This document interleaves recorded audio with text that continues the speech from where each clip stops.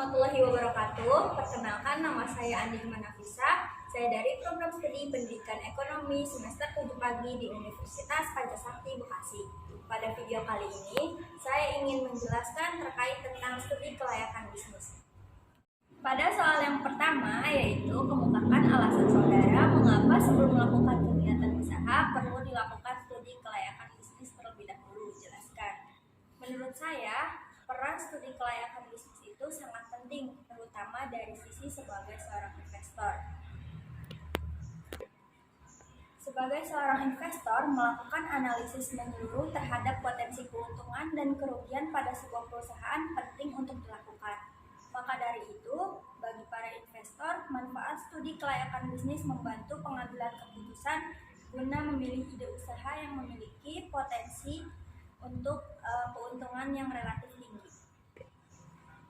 Kemudian pada soal yang kedua, yaitu mengenai maksud dari industri kreatif dan juga apa yang harus dilakukan ketika seseorang ingin terjun di dalam dunia usaha atau bisnis.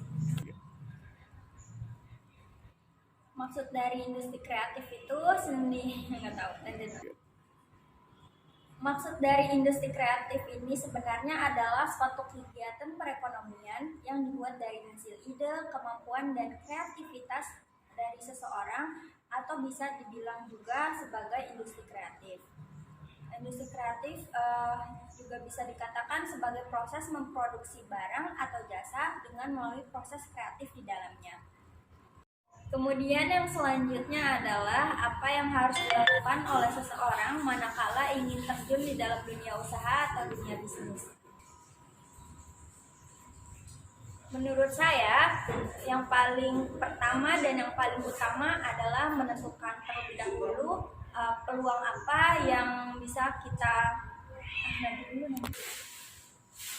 Menurut saya, yang paling pertama dan yang paling utama adalah menentukan terlebih dahulu sumber peluang usaha yang akan kita cari.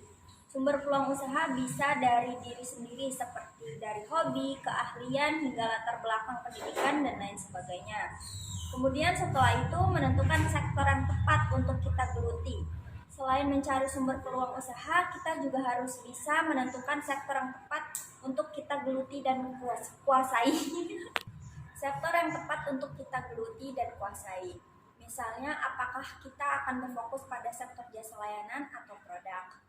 Kemudian selanjutnya kita memfokuskan pada potensi kekuatan produk yang memiliki peluang usaha agar nantinya dapat memiliki nilai jual yang tinggi.